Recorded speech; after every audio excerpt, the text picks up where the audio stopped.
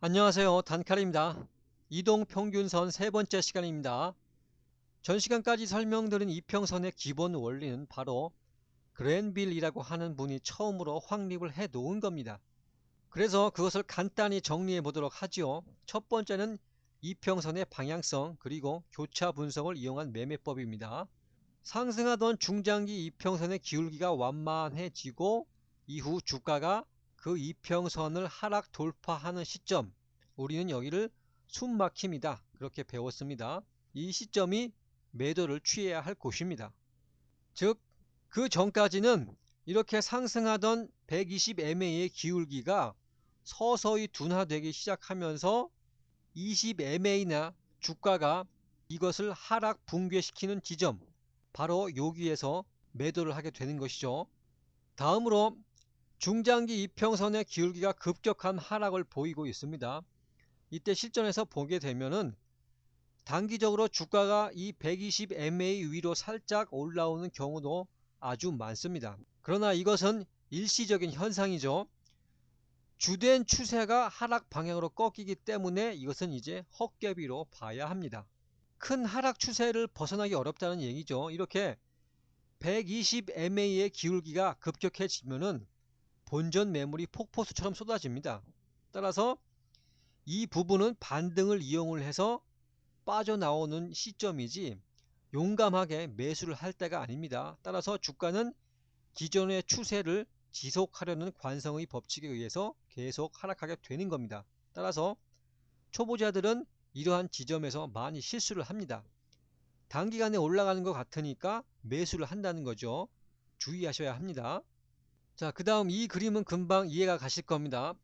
이렇게 하락하던 주가가 중장기 이평선에 근접하여서 다시 추가 하락으로 전개가 될 때는 적극적인 매도 신호입니다. 자, 이미 설명드렸듯이 이러한 평균 매수 단가 근처에 오게 되면 그동안 하락으로 인해 손해보고 있던 투자자들의 본전 매물을 받게 됩니다. 그것도 이러한 본전에서 팔기보다는 본전 근처 8분 능선 정도에서 손해를 보고 나가는 경우가 많이 있습니다. 그만큼 시장 참여자들의 심리가 불안하다는 얘기죠. 따라서 이와 같은 경우에는 의외로 하락폭이 깊어지는 흐름을 갖게 됩니다. 자, 마지막으로 단기적인 매도 신호가 하나 있습니다. 주가가 추세적인 상승을 이어가다가 어느 순간에 단기간에 큰 폭으로 상승을 하게 되면 차익 실현 물량이 나오게 됩니다. 그래서 이때 조정이라는 기간을 갖게 되는 겁니다. 그렇지만 기본 추세는 아직까지 상승이 유효하기 때문에 단기간의 조정 국면을 거쳐서 다시 한번 2차 상승을 내주게 되는 거죠.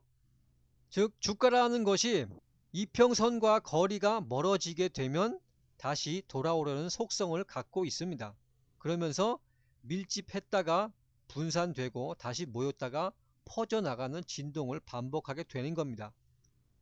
이러한 이평선과 주가의 벌어지는 정도, 즉 이격의 원리를 이용하여 만든 보조지표가 바로 이격도입니다. 이런 것들은 나중에 따로 설명을 드릴 겁니다. 자, 이번에는 매수 신호 4가지를 살펴보겠습니다. 하락하던 120MA의 기울기가 서서히 둔화되면서 20MA나 주가의 황금보가 발생을 한다면 이곳은 매수 시점이 됩니다. 이후 주가가 단기간 상승에 따른 차익 실현으로 조정 국면을 갖고 다시 상승 방향으로 움직이는 시점, 우리는 여기를 눌림목이라고 했죠. 여기에서 확인 매수를 하시면 됩니다. 그 다음 120MA가 이렇게 꾸준한 상승세를 유지하고 있는데 단기적으로 주가가 이것을 하락 붕괴시켰습니다. 실전에서는 이러한 양상이 굉장히 많이 나타납니다. 왜냐하면 이때까지 따라붙은 개인들의 물량을 뺏기 위함이죠.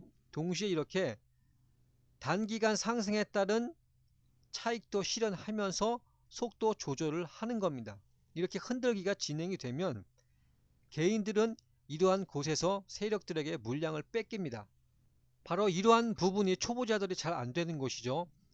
일단 한번 손해보고 여기서 팔게 되면 다시 재매수를 꺼려 합니다.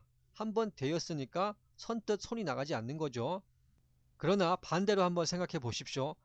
내가 많은 물량을 매집하려고 합니다. 그런데 개인들이 따라 붙으면 매입 단가가 필요 이상으로 높아질 겁니다. 또한 주가가 올라가면 개인들이 물량을 안 내놓습니다. 그래서 이렇게 공포 분위기를 한번 조정해 가면서 크게 흔들어 대기를 하는 거죠. 실전에서 보면 보통 20MA나 혹은 120MA가 있는 지점에서 이러한 형태가 심심치 않게 나타납니다. 그래서 나중에 봉 차트를 설명드리면서 이러한 속임형에 어떻게 대처를 할 것인가 하는 것도 살펴볼 겁니다. 자, 그 다음 세 번째 매수 신호는 보시면 금방 파악이 되지요. 상승하던 주가가 일시적인 조정을 받으면서 중장기 이평선에 접근하게 되면 저가 매수세가 들어옵니다. 이것도 이전에 설명드렸듯이 물량을 싼 가격으로 늘리겠다는 그러한 매수 심리를 반영한 결과입니다.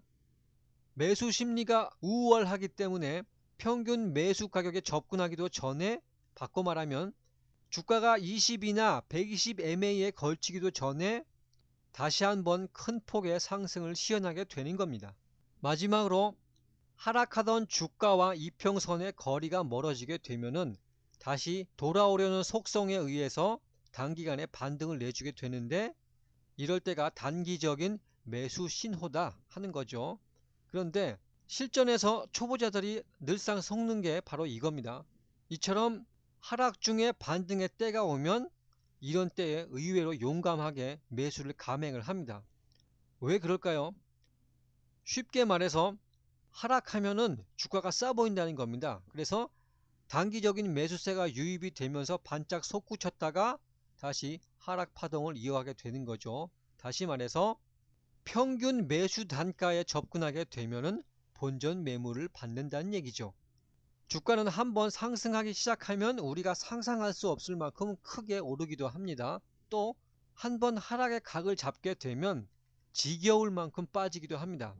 지하 밑에 2층, 3층 끝없이 내립니다. 특히나 이 부분 주의하셔야 합니다.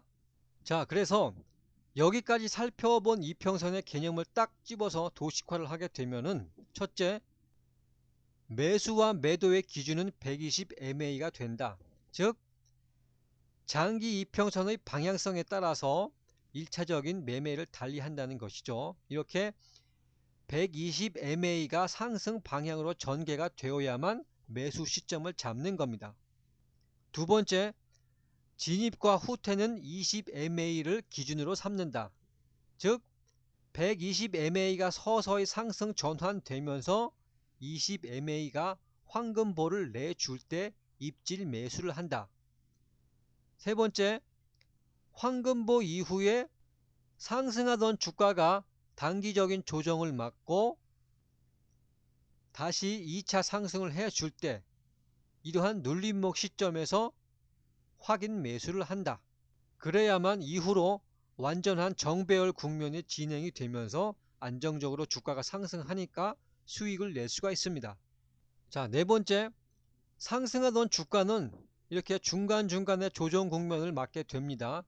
그래서 보통 주가가 20MA 밑으로 내려올 때는 단기적인 매도 신호가 되는 것이죠.